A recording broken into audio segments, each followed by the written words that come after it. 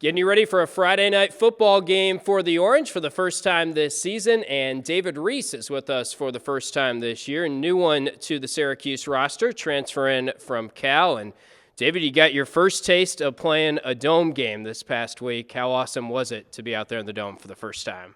I feel like it was a good experience. We practiced in it, during fall, but, to see it packed out, it was a good experience.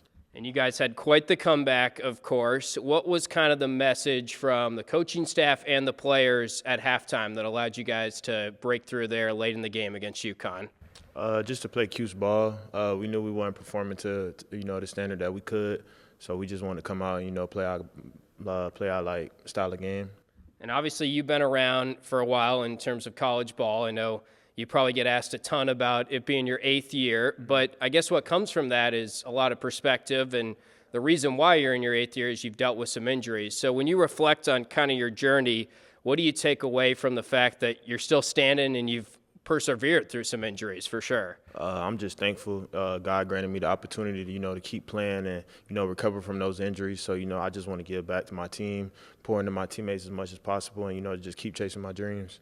And what is your advice to some of the young guys on this roster? I mean, there's a couple young guys, true freshmen, that are starting defensively. Mm-hmm. When you get a chance to talk to them and shed some of the wisdom from being around college football for a while, what do you tell them? Just to not take it for granted. It's easy to think, oh, I got time.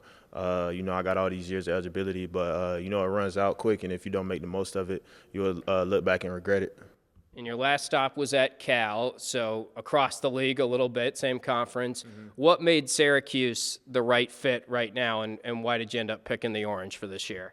Just the relationships around the building. I mean, if you ever came into the building and talked with anybody on the coaching staff, the players, it's just all a family.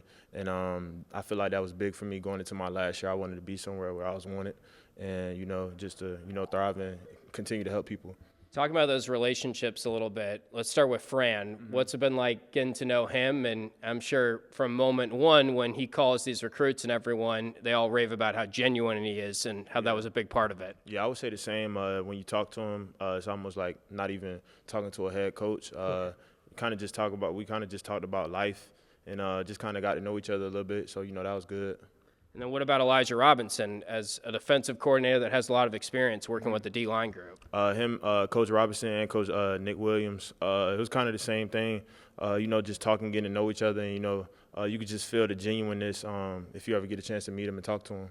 Is Nick Williams always as hyped up as what we see on game day, all day? Yeah, when it comes time to, go to work, he's really, passionate about it.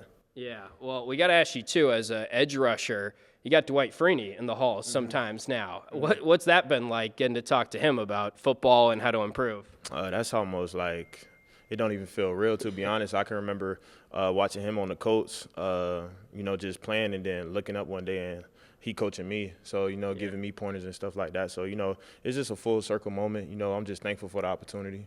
Well, I saw you bust out the spin move a couple times last game. Mm-hmm. Has he been helping you with that, with the spin move a little bit? Yeah, we talk about it a little bit. That was a big part of his game, and I like to, if it's open, I like to use it. So just kind of helping me, continue to grow my game. Yeah. Well, what's the message to Orange Nation here as we wrap? You guys are looking to keep growing. This is a young team, not you, obviously, but the team's growing day by day and week by week, and I'm sure you're excited for Friday night. Yeah.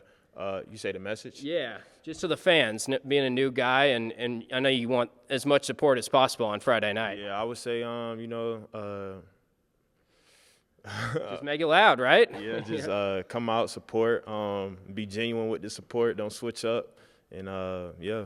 I mean, I guess another way to look at that is how much did it make a difference when the fans were loud coming down the stretch and you're playing in that environment? Okay, that made a big difference. Just being there, being supportive, feeling that energy, feeling that passionate, vibe, I would say, makes a big difference for us, pumping us up, getting us ready to go out there and, put on a show. Yeah, it was quite the show in the fourth quarter and overtime. You were a big part of it. So, David, we appreciate the time, and best of luck Friday night. Thank you. I appreciate y'all. All right, that's David Reese, 7 p.m. kickoff Friday night against Colgate.